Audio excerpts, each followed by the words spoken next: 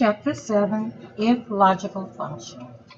We use the if function to create a logical test that performs a particular action if the answer is true, meaning that the condition has been met, or another action if the answer is false, which means that the condition was not met. So it says, is a question that can be answered with a true or false. That's what the if function is. If the if function has three parts. The first part is the test or the question, which is the if. The second part is what happens if the if is true. Third part is what happens if the if is false.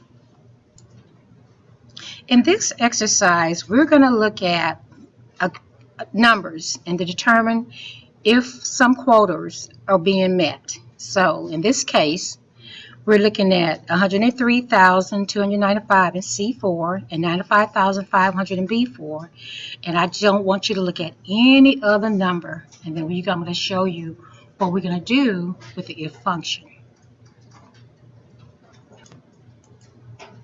Use the if function to determine if sales quota has been met.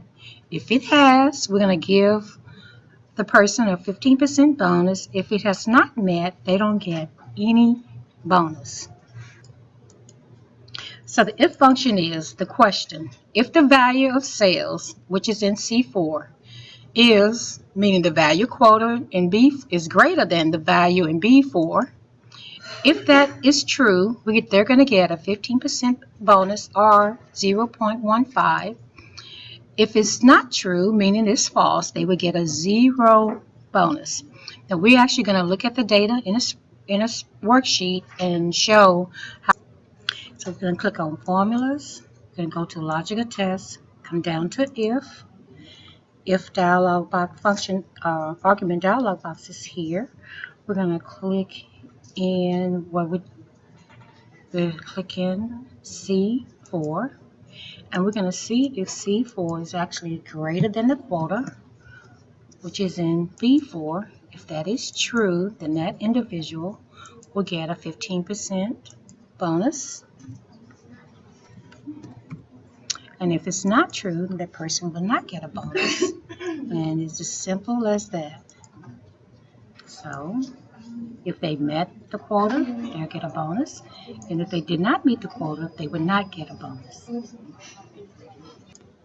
In this particular exercise, we want to give our customers a 5% discount if their price of their merchandise is greater than $599. So first we're going to go to formulas, logical, if, and we want to click in B14 for the price. And remember, we want to check to see if that price is greater than $599. If they are, we're going to give them a discount of 5%. So we're going to click in the price of the merchandise times 0.95.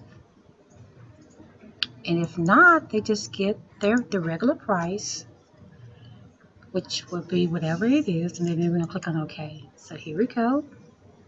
Their discount price is here. We're going to copy the formula all the way down. So you will see those who are greater than $5.99 will get the discount. Those that are not greater than $5.99 will not get the discount.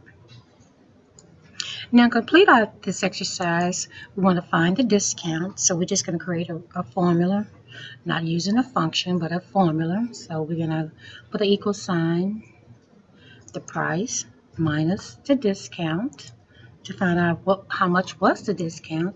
Then we'll copy that formula all the way down, and there we have it. So this exercise is complete.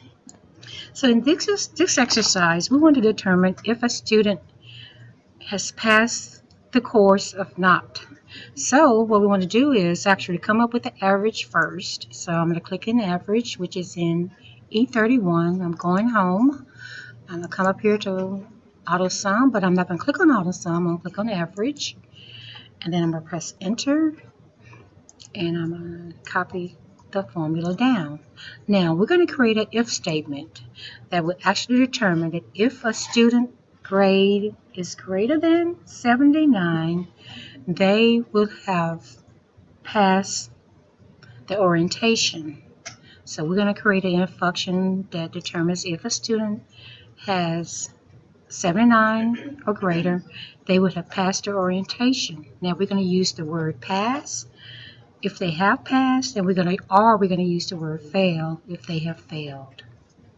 Let's go to formulas and logical and if. Now we're going to click in E31. So if E31 is greater than, remember we're looking for greater than 79. If that's true, we're going to do and I'm using quotation marks, PASS in my quotation marks, meaning they passed. And then I'm going to put in quotation mark FAIL. Now you don't have to use quotation marks because Excel will put them there for you as long as it's strictly words. But I'm putting them there for you so you can get used to knowing that when you use text, it needs to be in quotation marks. So this person has failed, and then as I do my copying of my formula, there you go, all the way down. This concludes the if statement in chapter 7.